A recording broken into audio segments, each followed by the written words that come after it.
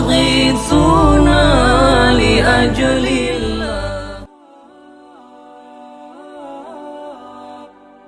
Assalamualaikum warahmatullahi wabarakatuh.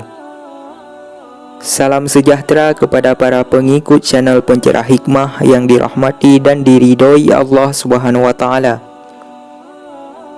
Pada kesempatan kali ini kita akan membahas tentang sebuah kisah ketika malaikat Jibril ceritakan pada Rasulullah SAW tentang aroma kuburan harum sampai ke langit.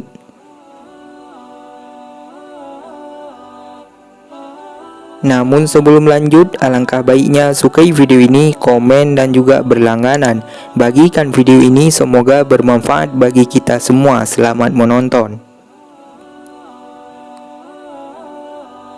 Ketika Rasulullah SAW berisra Mi'raj, tercium aroma sangat harum. Penasaran, Nabi bertanya kepada malaikat Jibril, "Harum apakah itu wahai Jibril?"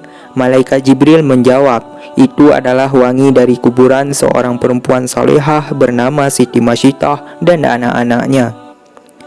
Kisah perempuan yang memegang teguh kebenaran dan keimanan kepada Allah Subhanahu wa taala ini diriwayatkan dalam hadis Ibnu Abbas.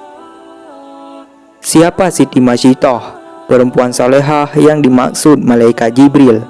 Ia hidup di zaman Fir'aun, si raja kejam yang menganggap dirinya sebagai Tuhan. Di sekitar Fir'aun ternyata ada beberapa orang dekat yang diam-diam beriman kepada Allah dan Nabi Musa alaihissalam. Mereka mengikuti tuntunan kitab Taurat. Orang-orang terdekat itu adalah Siti Aisyah, yaitu istri dari Fir'aun, dan Siti Masyittah yang mengurus anak Fir'aun. Seorang lagi bernama Hazaqil, ia adalah pembuat peti, tempat Musa balita ditaruh untuk kemudian dihanyutkan di sungai. Di istana, Hazaqil menjadi orang kepercayaan Fir'aun. Ia menikah dengan Siti Masyittah. Suatu hari terjadi perdebatan sengit antara Fir'aun dengan Hazaqil. Fir'aun menjatuhkan hukuman mati kepada ahli sihir yang menyatakan beriman kepada Nabi Musa alaihissalam. Keputusan tersebut ditentang keras oleh Hazaqil. Sikap tersebut membuat Fir'aun curiga, jangan-jangan Hazaqil selama ini beriman pula kepada Nabi Musa. Atas sikap Hazaqil itu, Fir'aun mengganjarnya dengan hukuman mati. Hal itu tak membuat Hazaqil takut. Ia tetap yakin Tuhan yang diimaninya tidak ada yang lain kecuali Allah. Suami Siti Masyittah ini ditemukan meninggal dengan kondisi mengenaskan. Tangannya terikat di pohon kurma, tubuhnya penuh dengan tusukan anak panah. Masyittah sangat sedih melihat kondisi suaminya, namun ia bersabar dan berserah diri kepada Allah Subhanahu wa taala. Ia berkeluh kesah ke istri Fir'aun, Siti Aisyah. Aisyah pun memberikan nasihat agar Masyittah dan anak-anaknya sabar. Namun, ia bisa membaca isyarat dari Siti Masyittah yang beriman kepada Allah. Di akhir nasihatnya, Aisyah mengatakan bahwa selama ini dia juga beriman kepada Allah, tapi menyembunyikan di hadapan suaminya. Sepeninggal suaminya, seperti biasa Masyittah menjalankan tugasnya sebagai perias putri Fir'aun.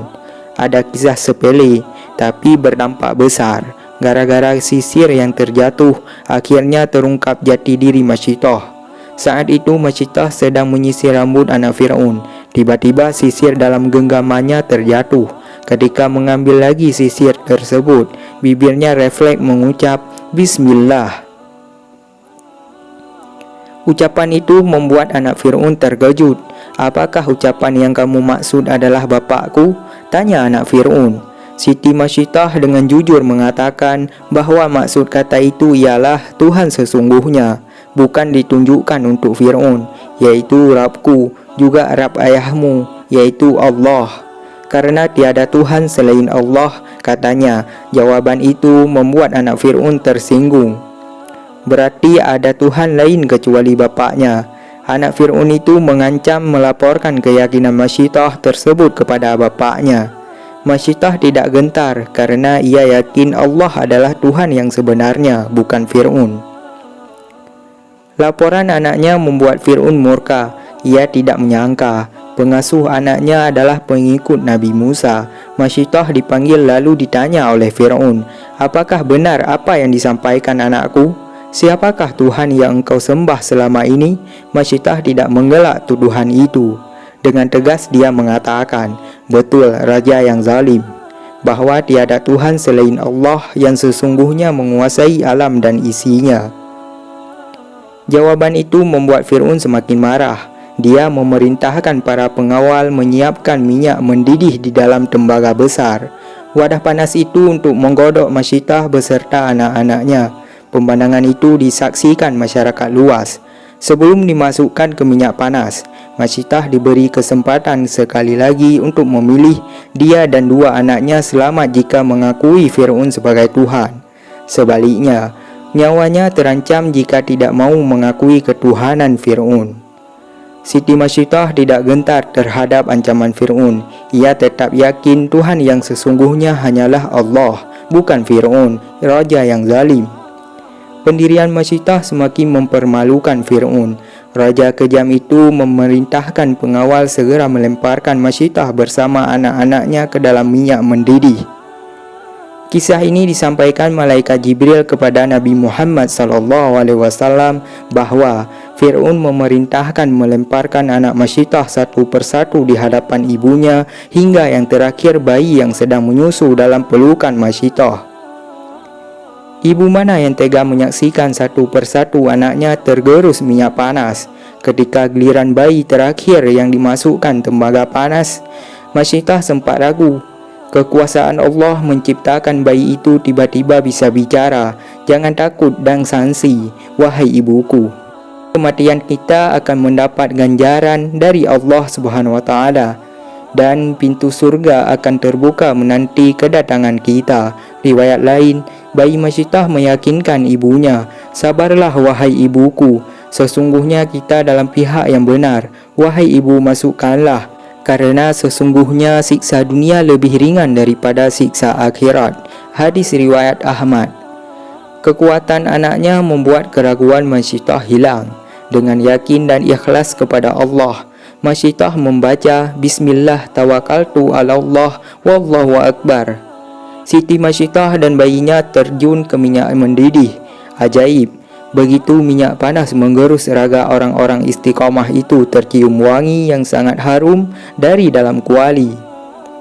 Allah telah membuktikan kepada hamba-hambanya yang istiqamah. Ketika Masyidah dan anak-anaknya dilemparkan satu persatu ke periuk, Allah terlebih dahulu mencabut nyawa mereka sehingga mereka tidak merasakan panasnya minyak mendidih. Tulang belulang Masyidah bersama anak-anaknya dikubur di suatu tempat hingga mengeluarkan wangi yang sangat harum. Aroma itu tercium oleh Rasulullah SAW ketika perjalanan Isra Mi'raj. Itulah kuburan Masyidah bersama anak-anaknya, kata malaikat Jibril. Terima kasih. Wallahu a'lam bishawab. Assalamualaikum warahmatullahi wabarakatuh.